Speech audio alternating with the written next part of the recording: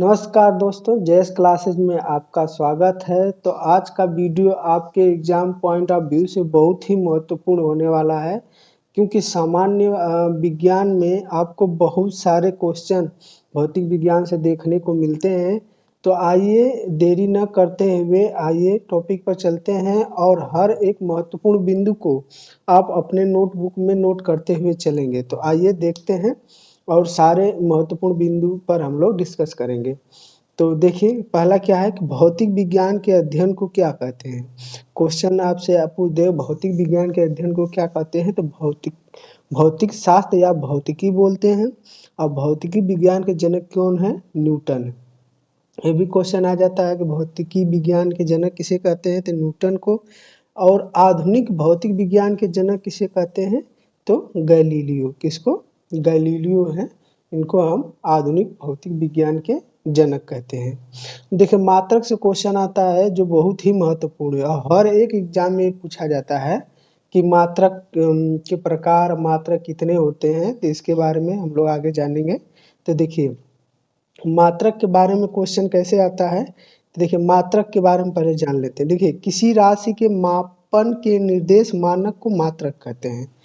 किसी राशि के मानक के निर्देश मानक को मात्रक कहते हैं। मात्रक के कितने प्रकार हैं? 2 प्रकार हैं। इसके एक बोलते हैं मूल मात्रक, जिसको इंग्लिश में बोलते हैं फंडामेंटल यूनिट। मूल मात्रकों की संख्या कितनी होती है? 7। ये बहुत ही महत्वपूर्ण है। कोई क्वेश्चन जैसे आपको ऑप्शन में दे देगा, पूछेगा इसमें से कौन सा मूल मात्रक नहीं है, तो आपको 7 मूल मात्रक याद होने चाहिए।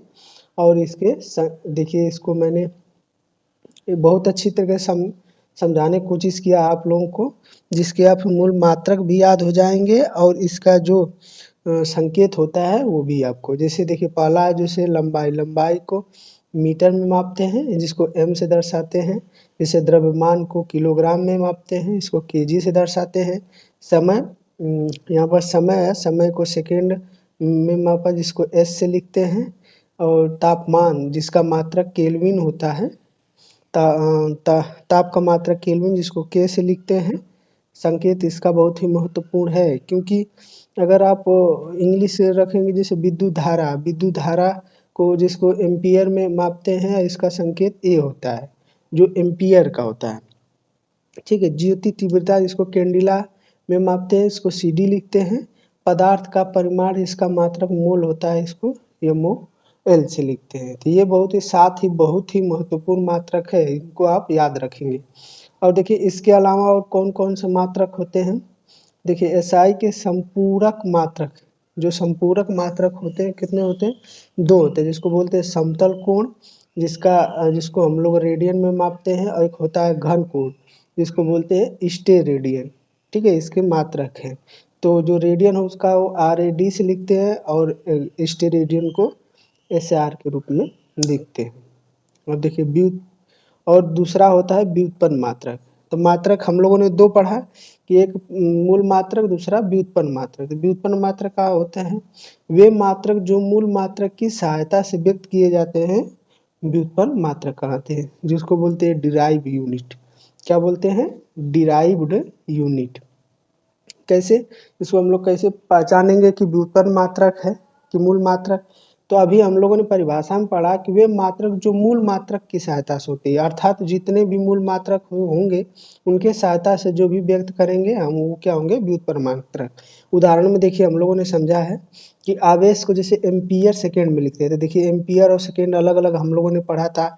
विद्युत धारा का मात्रक एम्पियर, समय को सेकेंड में व्यक्त करते हैं, दोनों एक साथ आ गए, ते व्युत्पन्न मात्रक। और वेग होता है, वेग का मीटर प्रति सेकेंड, जिसको हम लोगों ने लंबाई को मीटर में देखा था, समय को सेकेंड में। तो दोनों एक साथ आ गए, तो ये क्या हो जाएगा? वेग एक क्या हो जाएगा? व्युत्पन्न मात्रक हो जाएगा। आप लोग इस चीज को समझ गए होंगे। देखिए, आगे नोट में क्या है। देखिए, बहुत लंबी दूरी को मापने के लिए प्रकाश वर्ष का प्रयोग करते हैं। प्रकाश वर्ष, अब प्रकाश वर्ष से क्वेश्चन आता है कि प्रकाश वर्ष कैसी दूरी मापते हैं? सबसे लंबी दूरी मापने के लिए। अब प्रकाश वर्ष किसका है? दूरी का मात्रक। ये क्वेश्चन बहुत ही महत्वपूर्ण है कि प्रकाश वर्ष किसका मात्रक है? तो दूरी का मात्रक है। देखिए, एक प्रकाश वर्ष बराबर कितना मीटर होता है? 9.46 गुणे 10 घाते 15 मीटर होता है। ये याद रखिएगा, 9.46 गुणे 10 घाते 15 मीटर एक प्रकाश वर्ष बराबर होता है। लेकिन दूरी मापने की सबसे बड़ी इकाई को क्या बोलते हैं? पारसेक बोलते हैं। देखिए, बहुत लंबी दूरी मापने के लिए प्रकाश वर्ष, अब प्रकाश वर्ष किसका मात्रक है? दूरी का। एक प्रकाश वर्ष बराबर 9.46 10 घड़े 15 मीटर। और लेकिन दूरी मापने की सबसे बड़ी इकाई क्या होती है? पारसेक जिसको बोलते हैं। और एक पारसेक में कितना प्रकाश वर्ष होता है? तो 3.26 प्रकाश वर्ष या 3.08 गुणे 10 घाते 16 मीटर। ये दोनों ही महत्वपूर्ण है। ये पारसेक बराबर कितने प्रकाश वर्ष? 3.26 प्रकाश वर्ष या 3.08 10 घाते 16 मीटर होता है। ठीक है, आगे देखते हैं। आगे क्या है? देखिए, बल का सीजीएस पद्धति में मात्रक डाइन है और एसआई पद्धति में मात्रक न्यूटन होता है। सीजीएस मतलब होता है जैसे लंबाई होता है, जिसको हम लोग मीटर में देखे थे, उसी प्रकार लंबाई को हम लोग सेंटीमीटर में और जो द्रव्यमान को ग्राम में और समय को सेकेंड में व्यक्त करते हैं, तो उसको सीजीएस पद्धति बोलते हैं हम लोग। इस चीज़ को याद रखिएगा। तो बल का सीजीएस पद्धति में मात्रक डाइन है और एसआई पद्धति में आपका क्या है? न्यूटन है। और एक न्यूटन बराबर कितना डाइन? 10 घाते 5 डाइन। ये याद रखिएगा, एक न्यूटन में 10 घाते 5 डाइन। देखिए, कार्य की सीजीएस पद्धति में मात्रक अर्ग है और एसआई में जूल होता है। ये भी महत्वपूर्ण है। और एक जूल बराबर 10 घाते 7 अर्ग बोलते हैं। एक न्यूटन में 10 घाते 5 डाइन और एक जूल में 10 घाते 7 अर्ग होता है। और ये भी देखिए क्वेश्चन, ये बार बार आते हैं, हर एक एग्जाम में देखने को मिलेगा आपको। सदिश राशि, देखिए सदिश राशि या इसको देखिए सदी, हिंदी इंग्लिश दोनों आप याद रखिए, क्योंकि ये क्वेश्चन ऐसे हैं जिसको आपको वेक्टर बोल देगा, वेक्टर राशि या स्केलर राशि, तो आप तो हिंदी याद रखेंगे सदिश सदिश, तो आप तो कंफ्यूज हो जाएंगे। इसलिए आप सदिश राशि को बोलते हैं वेक्टर क्वांटिटी, तो ये याद रखिएगा, दोनों याद रखना आपको। वे भौतिक राशि जिनमें परिमाण के साथ साथ दिशा भी आवश्यकता होती है, यानी कि परिमाण के साथ साथ आपको क्या होगी? दिशा की भी आवश्यकता पड़ेगी, वो हो जाएगा सदिश राशि। जैसे वेग, विस्थापन, बल और त्वरण, ये क्या है? ये सदिश राशि है। वे अदिश राशि जिसको बोलते हैं स्केलर क्वांटिटी, वे देखिए वह भौतिक राशि जिनमें केवल परिणाम होता है, दिशा नहीं, उसे अदिश राशि कहते हैं। देखिए, इस चीज़ को समझने के लिए हम कोशिश करते हैं कि आपको बहुत अच्छे तरीके से समझा सकें कि सदिश राशि और अदिश राशि में भेद कैसे कर सकते हैं।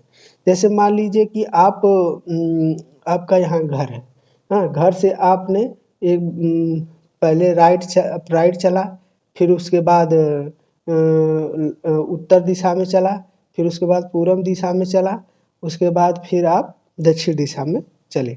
ठीक है, तो अगर आपसे जैसे कि पहले आपने जितना 3 किलोमीटर चला था, फिर 4 किलोमीटर चला, फिर 4 किलोमीटर चला, फिर 2 किलोमीटर चला, फिर 3 किलोमीटर चला, तो अगर क्वेश्चन पूछ दे कि अगर इसमें पूछ दे कि आप कितनी दूरी पर हैं, तो दूरी का सिर्फ पूछेगा, तो उसमें दिशा नहीं है, सिर्फ दूरी से पूछेगा, यानी कि 3 किलोमीटर ही और 2 किलोमीटर, ये कितना आपका हो जाएगा? 3 किलोमीटर, ये 2 किलोमीटर, 5 किलोमीटर आपको दूरी हो जाएगी। टोटल यहाँ से कितनी दूरी पर है?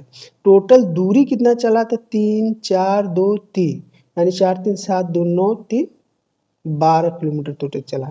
और ये तो सिर्फ अगर आपसे किलोमीटर पूछा कितनी दूरी तय किया, तो आपका सिर्फ क्या हो जाए? अदिश राशि। अब कितनी दूरी और किस दिशा में तय किया, किस दिशा में तय कर रहा है, तो ये पहले जिस दिशा में 3 किलोमीटर, मान लीजिए 3 किलोमीटर पूर्व में चला, फिर 4 किलोमीटर दक्षिण में चला, फिर उत्तर पूर्व में चला, फिर उसके बाद दक्षिण में चला, तो इसमें आप भेद कर पाएंगे कि पूछ क्या रहा है।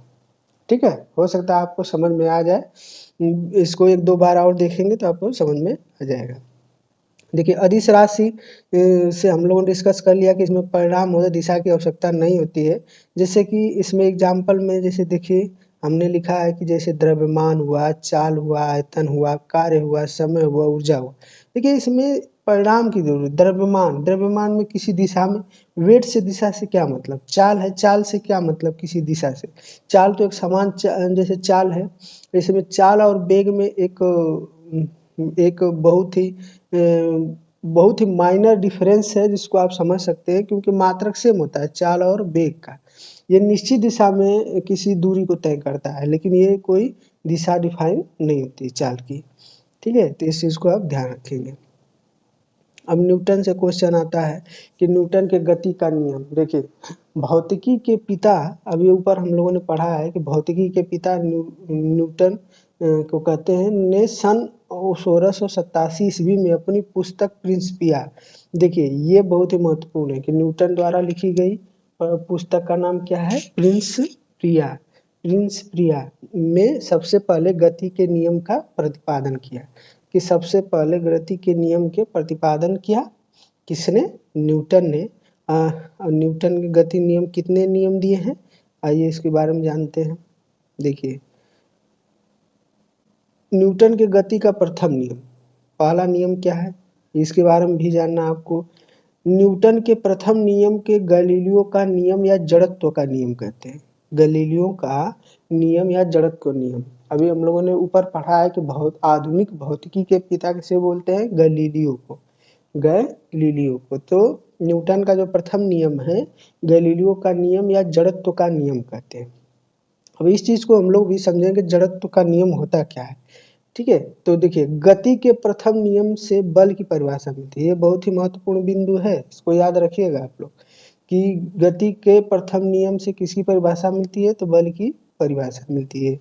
बल की परिभाषा आप लोग जानते हैं कि बल वह वाय कारक है जो जिस पर अगर स्थिर रहे तो स्थिर रहता है, अगर गति स्थिर रहता है जब जब उस पर कोई वाय बल न कार्य करे, इसको ध्यान रखिएगा। ठीक है, जड़त्व के उदाहरण देखिए, जड़त्व से हम पहले पर जड़त्व का मिलता है, तो जड़त्व के बारे में हम लोग जान लेते हैं।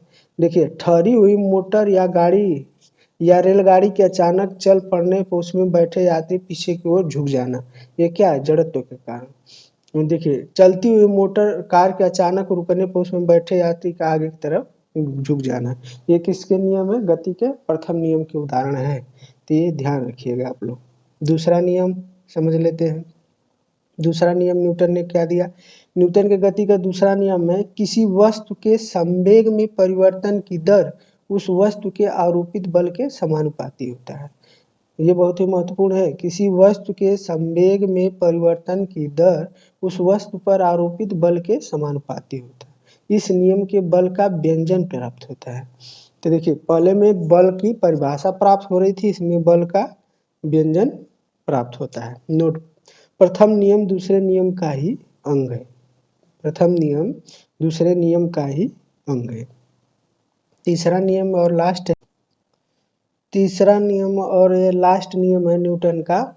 लिखिए, देखिए, तीसरा नियम में क्या लिखा हुआ है कि प्रत्येक क्रिया के बराबर, प्रत्येक, तीसरा नियम है, प्रत्येक क्रिया के बराबर परंतु विपरीत दिशा में प्रतिक्रिया होती है, अर्थात इस नियम को क्रिया प्रतिक्रिया का नियम कहते हैं। ये बहुत ही महत्वपूर्ण है, क्रिया या प्रतिक्रिया का नियम कहते हैं, बहुत ही महत्वपूर्ण है इसका बिंदु।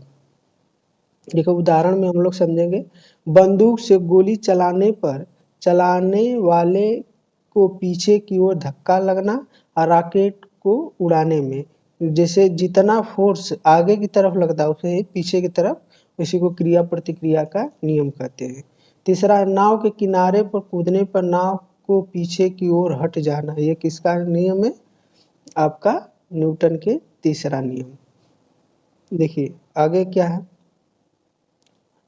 आगे अभिकेंद्री बल। देखिए, इस चीज को बहुत समझेंगे, अभिकेंद्री और अपकेंद्री बल में, इसको बोलते हैं सेंट्रीपिटल फोर्स, इसको बोलते हैं सेंट्रीपिटल फोर्स या अभिकेंद्री बल।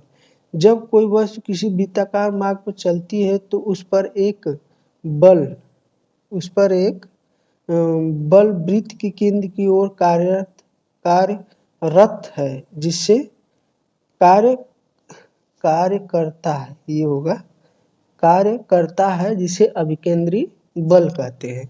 जैसे F बराबर mv स्क्वायर बाई आर, इसका फार्मूला है F बराबर M V square by M V square बटा आर। आपका आर क्या है, त्रिज्या है, एम क्या है, द्रव्यमान, वी क्या है, वेग है। तो याद रहेगा आपको। देखिए ठीक है, जैसे कि आपको एग्जाम्पल समझा देते हैं। देखिए ये जो आपको एक वृत्ताकार मार्ग है, इसे केंद्र की ओर आपको कोई एक केंद्र की ओर जो बल लगेगा उसको क्या बोलेंगे, अभिकेंद्री बल। इसकी त्रिज्या आर हो जाएगी, इसका जिसे अब ये लग रहा है इसका वेग भी हो जाएगा। हाँ, तो इसका द्रव्यमान m हो जाएगा। तो ये F बराबर M V square by R इसका फार्मूला है। अभी केंद्रीय बल आप समझ गए होंगे। अब केंद्रीय बल के बारे में जानते हैं। अब केंद्रीय बल क्या होता है, यह बल छंदम बल या जड़त्वीय बल कहलाता है। छदम बल या जड़त्वीय बल कहलाता है, जो अभिकेंद्री बल के विपरीत दिशा में कार्य करता है। कैसे, जैसे देखिए अब अभी हम लोगों ने समझा कि अगर वृत्ताकार मार्ग है तो इसके केंद्र की ओर जो बल लगेगा उसे अभिकेंद्री बल बोलेंगे, और जो इसके विपरीत मतलब केंद्र से बाहर की ओर, अब ये केंद्र से बाहर की ओर लगेगा इसको क्या बोलेंगे, अपकेंद्री बल, जिसको बोलते हैं सेंट्रीफ्यूगल फोर्स। इसको बोलते हैं क्या, सेंट्रीफ्यूगल फोर्स। यानी केंद्र से बाहर लगेगा तो अपकेंद्री बल, और केंद्र से अंदर की तरफ लगेगा तो अभिकेंद्री बल। ये बहुत ही महत्वपूर्ण है, क्वेश्चन आता है अभिकेंद्री और अपकेंद्री में आप लोग डिफरेंस नहीं कर पाते हैं, इस चीज को समझने की जरूरत है। देखिए आगे क्या दिया हुआ है कि इस उदाहरण में कि कपड़ा सुखाने की मशीन, जो कपड़ा सुखाया जाता है, जो आप लोग अंदर देखते होंगे वो केंद्र से दूर फेंकता है।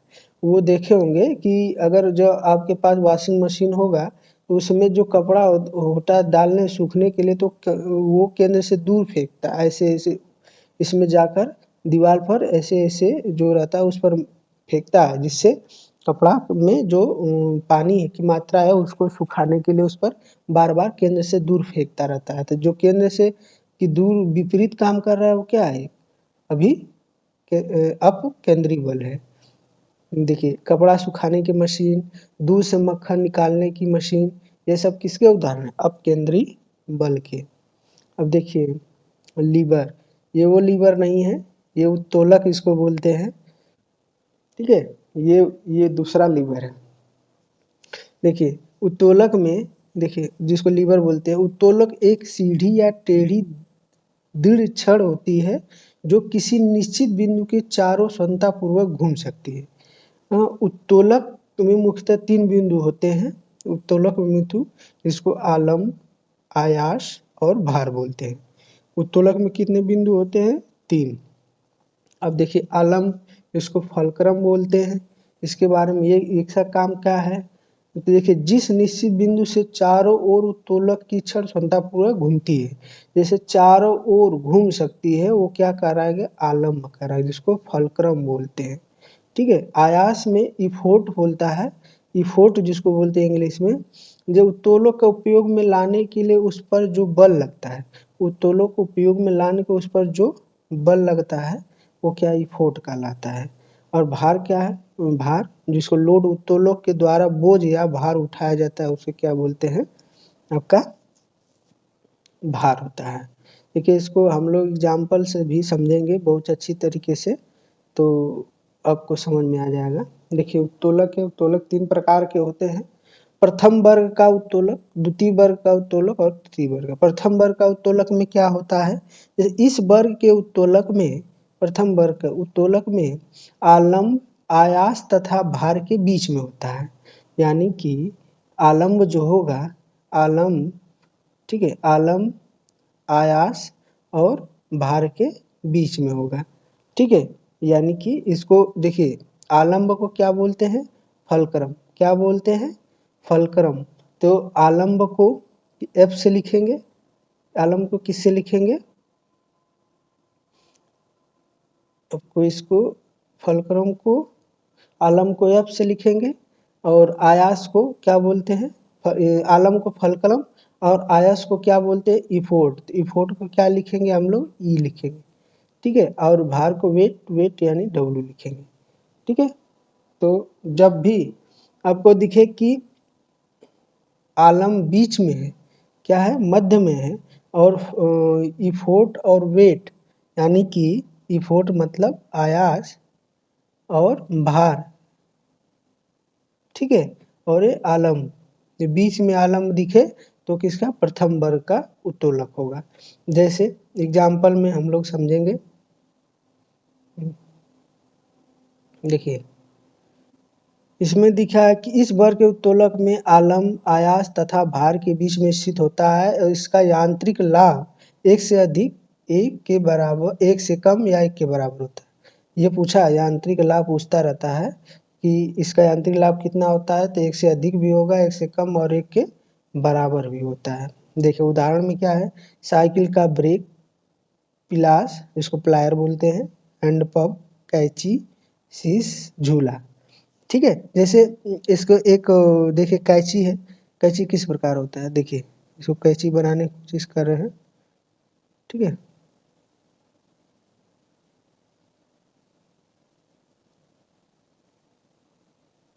देखिए इस प्रकार का है। देखिए यहाँ पर कोई चीज़ काटने के लिए है, कपड़ा काट देते, यहाँ पर क्या हो जाएगा, वेट यानी भार हो जाएगा।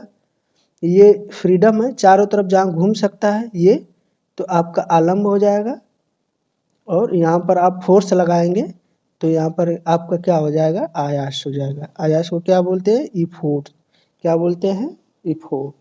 तो एक कैंची आपका एग्जाम्पल से समझेंगे, ठीक है। द्वितीय वर्ग का उत्तोलक, देखिए द्वितीय वर्ग के उत्तोल, इस वर्ग के उत्तोलक में आलम्ब तथा आयास के बीच में भार होता है।